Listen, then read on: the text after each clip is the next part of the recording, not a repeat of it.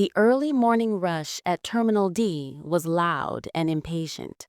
Rolling suitcases, yawning travelers, and the familiar chorus of "Laptops out, please." But suddenly a voice cut through the noise. Sharp, firm, accusing. "Sir, step aside. That case cannot go through." Travelers turned, and there he stood, a tomb guard, dressed in full Class A uniform, spine straight enough to balance steel on. His gloved hands held a black ceremonial flag case, polished, sealed, sacred. Inside it, he carried something that could never be checked, never be opened, never be taken lightly. The TSA supervisor blocked him with an outstretched arm. "Whatever you're carrying needs to be opened for inspection." The tube guard didn't move, didn't blink, didn't lift his voice. He simply said, with quiet weight, "Ma'am, this is the flag of a fallen service member. I cannot open it." People nearby froze. Even kids stopped fidgeting. But the supervisor crossed her arms, unimpressed. "Then you're not flying today." 8 minutes later, the entire terminal would fall silent, and no one would ever forget what they witnessed. The tomb guard's name was Sergeant Daniel Whitaker, a sentinel who once marched the mat at Arlington with perfect precision. He wasn't on vacation, wasn't traveling for convenience. He was escorting home the flag of a Marine whose remains had only recently been identified, 42 years after he went missing. It was the last piece of honor Whitaker could deliver. He repeated calmly, "Ma'am, this is the flag of a fallen service member. I cannot open it." The supervisor's frustration grew. Rules are rules. Even soldiers follow TSA regulations. Passengers murmured, "That's a tomb guard. They can't open a burial flag. Why is she pushing him?" A man in a navy jacket stepped forward. "Ma'am, with respect, you're making a mistake." "Sir, step back," she snapped. Whitaker never broke posture, never defended himself. He simply held the case a little closer to his chest. The supervisor sighed dramatically, waved over two more officers, and ordered, "Escort him to secondary screening." But before they could take a step, another voice echoed across the checkpoint. A voice that froze every official in place. A middle-aged TSA agent hurried over, eyes red, breath unsteady. She had overheard the confrontation while returning from break. Her gaze locked on the black case. She stopped cold. One trembling hand rose to her mouth. "Oh God, I know that case." The supervisor frowned. "Officer, what are you—" But the agent walked past her, standing directly in front of the tomb guard.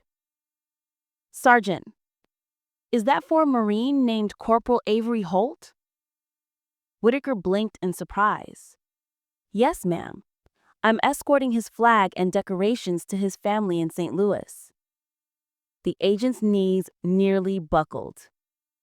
He was my brother." Gasps rippled through the crowd. Whitaker's composure didn't falter, but something softened in his eyes. "I'm honored to be the one returning him," he said quietly. The supervisor stepped back as if struck. The terminal had gone still. No rolling suitcases, no chatter, just the sound of the agent crying softly. She touched the case gently, reverently. 42 years, she whispered. "We thought we'd never get him home." The supervisor swallowed hard. For the first time, she understood exactly what she had been demanding to open. The TSA agent turned to her supervisor. Her voice was no longer trembling, but sharp as steel. No one touches that case. No one questions the soldier again. Her co-workers stepped back. Passengers stepped aside. When Whitaker approached the metal detector, the TSA agents didn't scan him. They stood at attention as he passed. Word traveled through the terminal in seconds. People rose from their seats. Veterans saluted. Even airline staff paused boarding announcements. A pilot stepped out of a jet bridge, eyes shining. "Sergeant, we'll hold the plane as long as you need." A young boy tugged his mother's sleeve. "Mom, why is everyone standing so still?" She knelt and whispered, "Because that man is carrying someone's hero home." When Whitaker reached the gate, something extraordinary happened. The entire waiting area stood silently as he walked, not because someone told them to, but because honor demanded it. Just before boarding, the TSA agent, the Marine's sister, approached Whitaker again.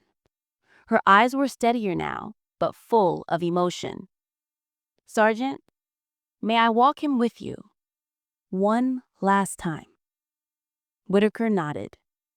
Together they carried the flag case down the jet bridge. Passengers watched, hats in hand, hands over their hearts. The airline captain stood at the doorway. "Your soldier will have the front row. The seat beside you will remain empty, in his honor." Whitaker bowed his head in gratitude. Before the sister stepped back, she whispered, "Thank you for not letting them open it." Whitaker replied, "Ma'am, a tomb guard's duty never ends, not even at an airport." As the plane taxied away, the windows of the terminal were lined with people, silent, respectful, united by a moment they didn't expect and would never forget. And somewhere above the clouds, Sergeant Whitaker placed the gloved hand on the flag case and whispered, "You're going home, Marine. Your watch is over."